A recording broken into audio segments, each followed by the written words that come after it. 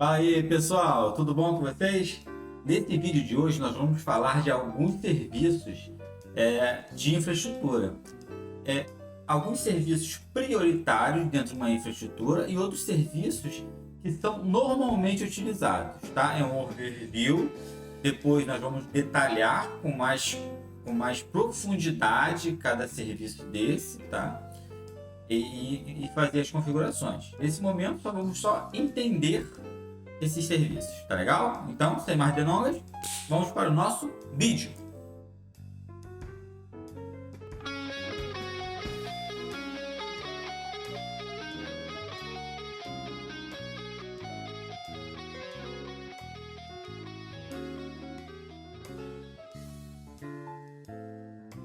Vamos lá então, pessoal. O primeiro serviço que nós vamos falar é o DNS, Domain Name Server ou Domain Name Service. Isso vai depender muito da literatura que vocês estiverem lendo, tá? Mas todos os dois nomes são bem utilizados. No Linux, o pacote que você vai instalar se chama Bind. Para ser mais preciso, Bind 9, tá legal? No momento que eu gravo esse vídeo. Vamos entender um pouquinho o DNS, tá? O DNS é um serviço responsável por o quê? Por fazer a tradução de nomes e endereço IP. Quando eu chego no meu browser de internet, por exemplo, eu digito lá www.ifrj.edu.br e aí eu vou acessar o site do IFRJ. Mas o que acontece nesse meio tempo? Bom, vamos lá. Quando eu digito www.ifrj.edu.br, o meu browser de internet pergunta para o DNS que está configurado na minha máquina qual é o endereço IP daquele nome que foi digitado. Então ele manda para o DNS aquele nome e o DNS me responde dizendo o seguinte: o endereço que você digitou no browser corresponde ao endereço XYZ, por exemplo. E aí, a partir desse endereço IP é que acontece a conectividade para chegar lá efetivamente onde está instalado o serviço do ifrj.edu.br. Ele faz também a tradução de IP e nomes, endereços de IP e nomes. Mas quando isso, Armando? Para quando que acontece esse caso? Me dê um exemplo. Simples, gente. Todo servidor de e-mail, quando encaminha o e-mail, ele diz qual IP ele pertence e qual domínio ele pertence. Por motivo de segurança, o servidor de e-mail de destino ele vai perguntar ao DNS se realmente aquele nome de domínio que ele diz pertencer está associado àquele endereço IP. E aí ele faz essa verificação, se realmente isso acontece e está tudo certinho, ele recebe aquele e-mail como legítimo. Por quê? Porque muitos serviços de spam, por exemplo, eles são frutos de uma invasão de determinada máquina legítima. Então vamos dizer o seguinte: eu sou administrador de uma determinada rede e o meu servidor foi invadido. Então eu tenho endereço IP vinculado, válido na internet, tudo direitinho. E aí instala-se um servidor de e-mail naquele meu servidor. E aí o que vai acontecer?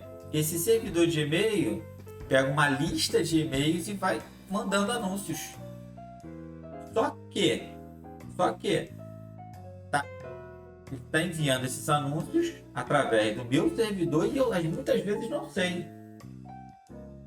Então, se você faz essa associação do endereço IP aquele determinado nome, o meu servidor de e-mail, o servidor de e-mail que está recebendo aqueles spam, ele consegue identificar que aquele nome não está vinculado àquele endereço e dá aquele determinado e-mail que está chegando como uma fraude, como um spam, como um e-mail indesejável e bloqueia.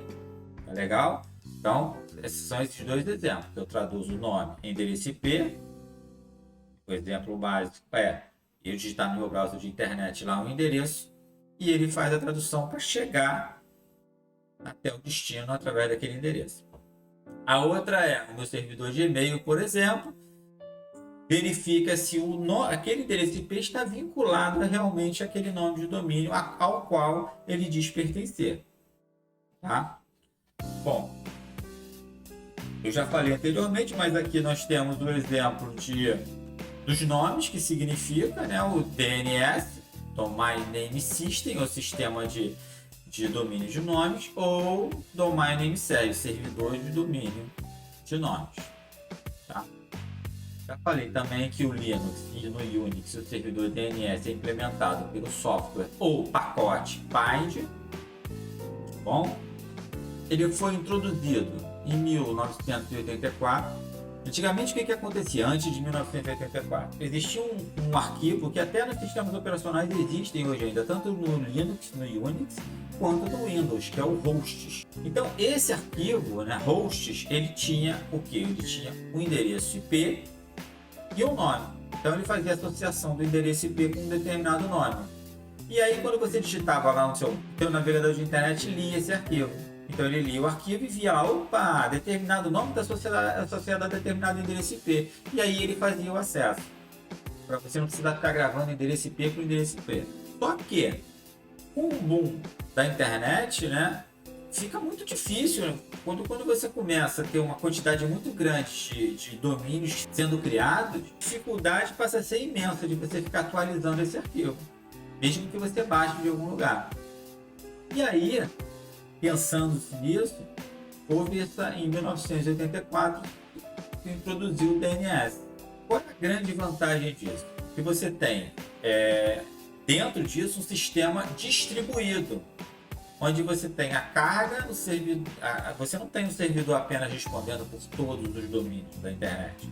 Então, gente, entenda o seguinte: eu tenho uma distribuição de carga.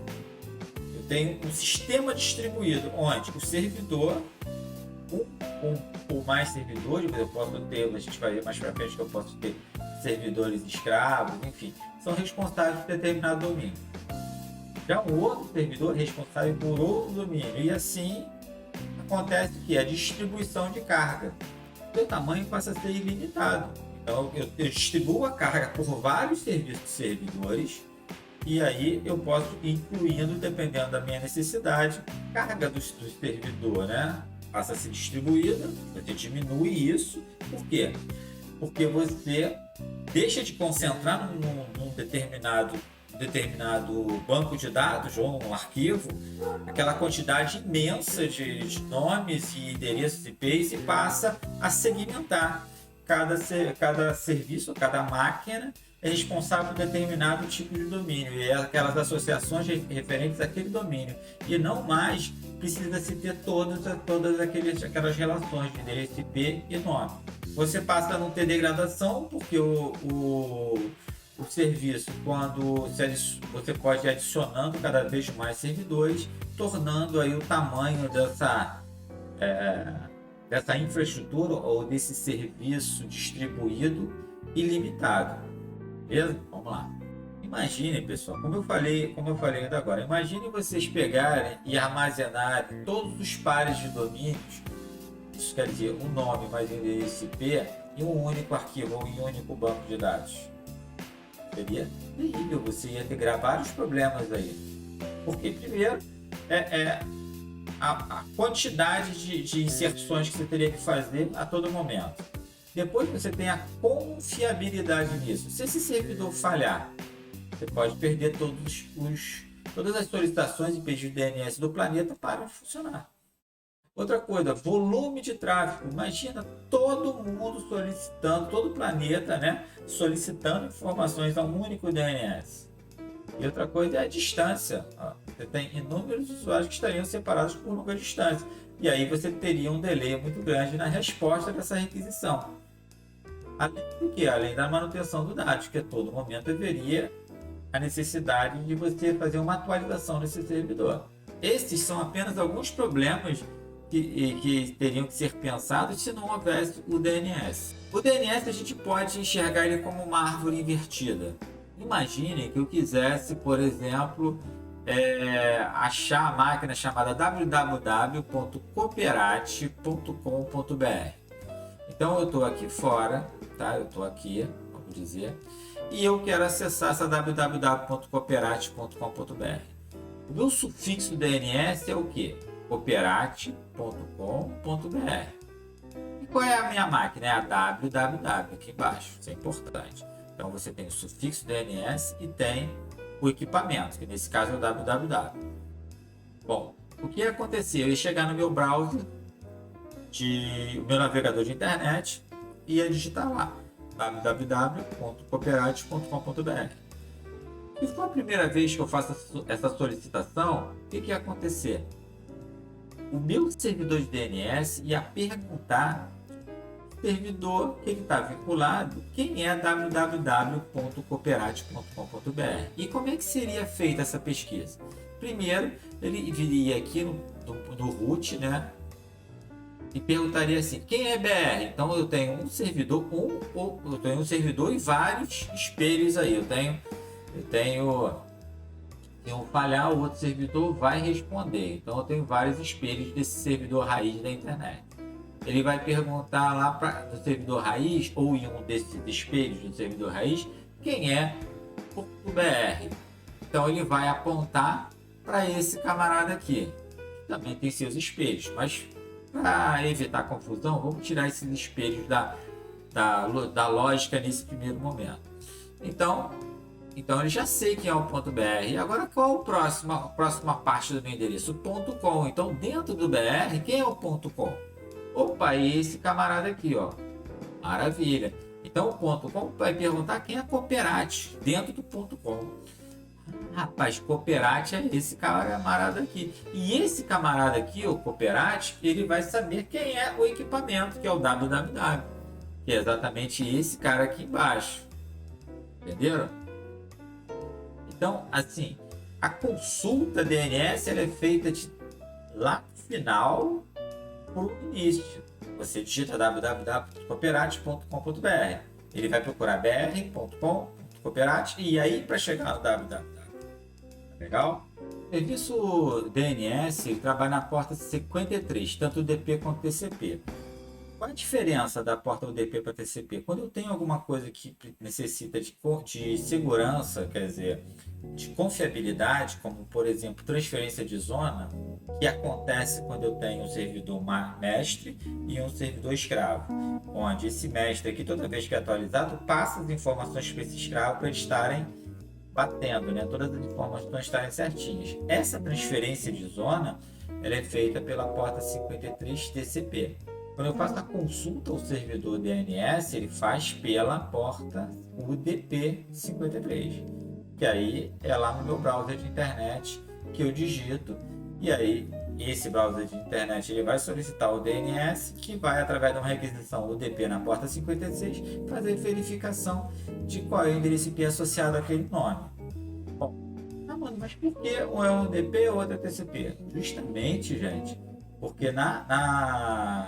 quando eu faço essa solicitação via navegador, por exemplo, eu preciso de velocidade, não preciso de confiabilidade, porque se por um acaso a resposta não vier, ele faz a solicitação novamente, mas se ela vier certinha, eu tenho muita velocidade e a resposta é importante para quando a gente está navegando. Quanto mais rápido, melhor. Legal? Quando eu faço a transferência de zona, já não. A transferência de zona eu preciso de confiabilidade, eu preciso ter certeza das coisas que estão acontecendo. Tá? Originalmente, nós temos o DNS de Berkeley, que foi desenvolvido para o Unix BSD 4.3. Existem servidores raiz DNS em todo o mundo. A maior quantidade é nos Estados Unidos. Aí você tem ao menos um na Ásia e uns 2 na Europa. Não sei no momento que eu fui construir esse material, tá?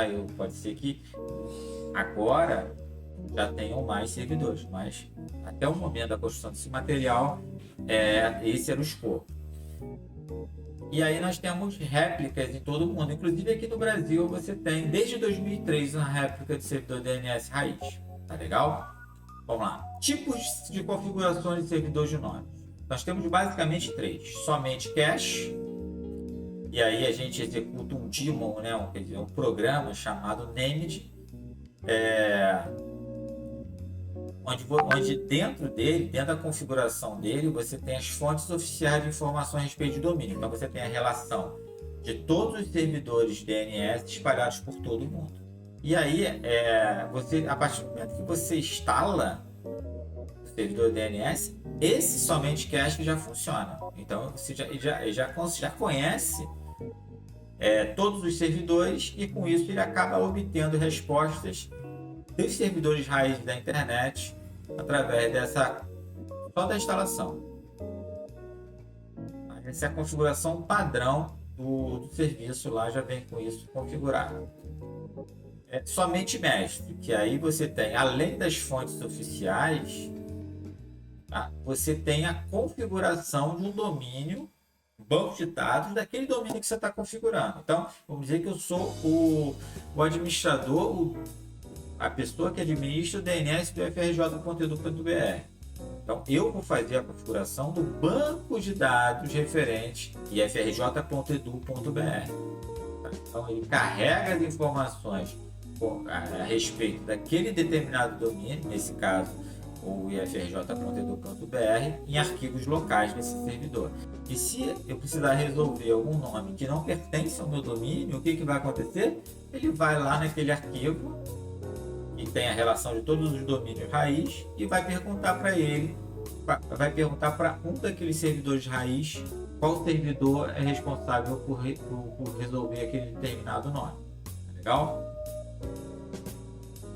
E somente escravo. Aí você tem o seguinte: você tem um servidor que tem autoridade para ter o banco de dados daquele determinado domínio, tá? Só que essa configuração e todas as informações que você tem nele, ele recebe do servidor master. Você não mexe diretamente no servidor escravo, tá? Então, para que serve esse servidor? Caso dê uma falha no servidor mestre, ele passa a responder, tá?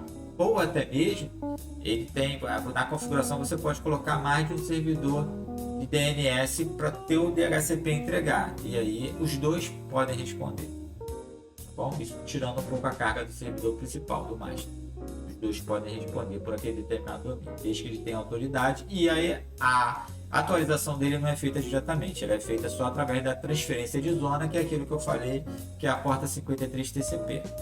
Bom, então é isso aqui. O DNS basicamente é isso. Para que serve o DNS? A resolver nome e endereço IP e vice-versa. E aí você tem as portas, você tem lá a porta TCP e a porta UDP 53, que uma é feita para transferência de zona e outra é feita para resolução de nomes propriamente dito. Você tem também o DNS como cache, você tem o DNS como master, mestre, ou o DNS como escravo, que é aquele que recebe todas as informações do DNS mestre. Você não mexe na configuração do DNS escravo diretamente, você mexe através do DNS master e ele atualiza o escravo, tá legal? Então essa é o overview rapidamente do DNS. Depois eu vou fazer um vídeo com mais detalhes sobre a configuração do DNS, demonstração, todas essas coisas, tá legal? Vamos agora ver o servidor de arquivos. O servidor de arquivos que nós vamos conversar é o Samba, que é o servidor que nós instalamos no Linux para poder trabalhar com arquivos. Então aqui nós temos alguns exemplos de como se disponibilizar arquivos através da internet.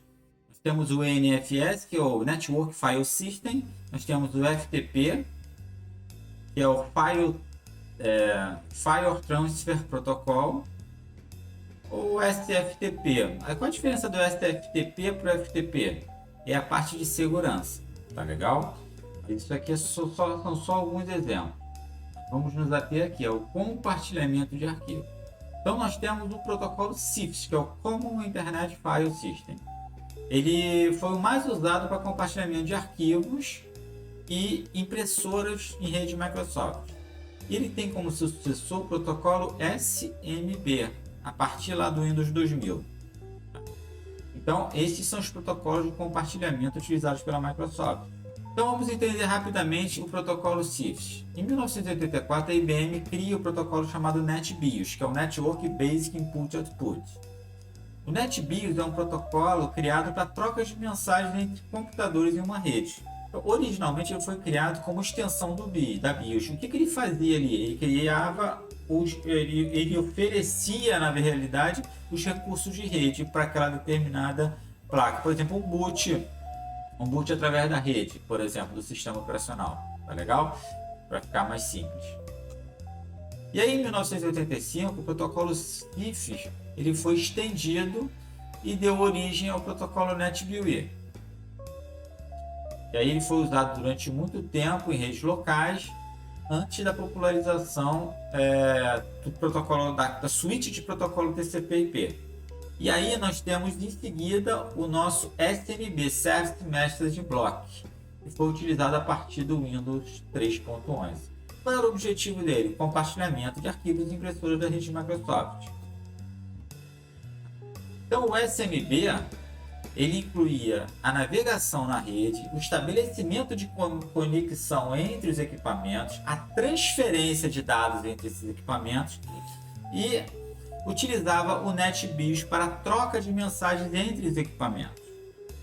Ele inclui uma versão atualizada do protocolo que roda sobre o TCP/IP. Mas você explicou o protocolo, explicou o histórico, explicou lá que tem o CIFS, tem o SMB, essas coisas todas. Mas para que serve esse diacho de samba? Bom, ele serve para o seguinte. Vocês já devem ter visto o Active Directory, que é o concentrador, né, o controlador de domínio da Microsoft, onde você tem o usuário, a senha, você tem um domínio ali que você pode inserir as máquinas naquele domínio. O Samba faz a mesma coisa, só que a implementação dele é no Linux. Então você consegue ter todos os nomes de usuário, todas as senhas, todas as políticas de segurança implementadas no Samba. Então quando você configura o servidor Samba, o que acontece aí?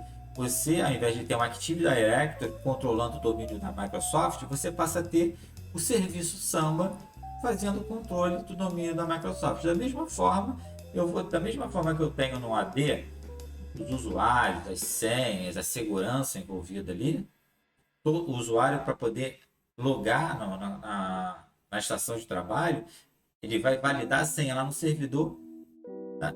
Acontece também no Samba. Entenderam? Então é isso. Além da transferência de arquivos, além da impressão, você tem toda a parte de segurança implementada aí. Quando o usuário faz o login, você tem o registro do que ele acessou, quando acessou, o que ele não tem permissão de acessar, também é visto ali, essas coisas todas.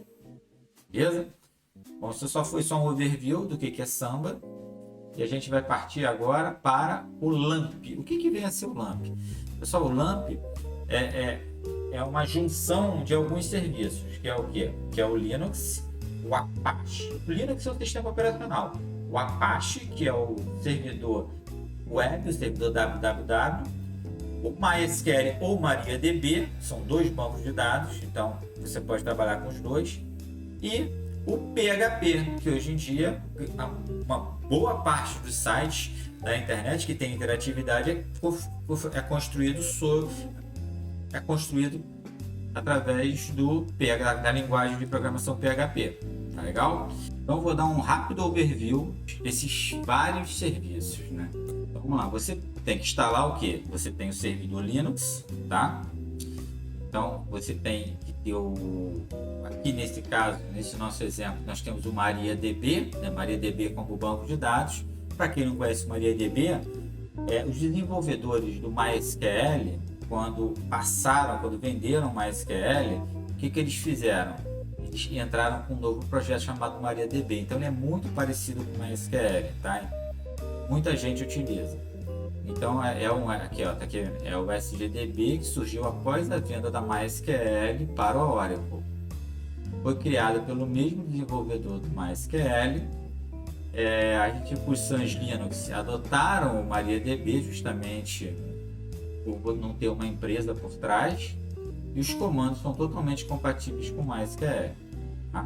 Aí você tem o outro serviço, que é o Apache, que foi criado lá em 1995, é o servidor web mais usado do mundo, e você tem a estabilidade e confiabilidade agregando esse software, né? esse pacote. 99% dos servidores da web rodam, né? São Apache. E, por exemplo, você quando instala o Apache, e aí depois eu vou fazer um vídeo mostrando essa instalação, você, para ver o funcionamento, você já vai na página default, né? Vai lá no endereço IP onde o Apache está instalado, e você vê que ele está trabalhando, ele apresenta essa página inicial aqui, tá? Dizendo que ele está funcionando. O PHP também, que é a linguagem de programação para criação de sites dinâmicos. Então, para você faz a instalação do PHP e aí vamos ter um vídeo mostrando isso. E para você ver se ele está funcionando, basta colocar o mesmo endereço IP onde você instalou a página e o info.php. E aí você verifica todas as informações referentes ao PHP. Legal?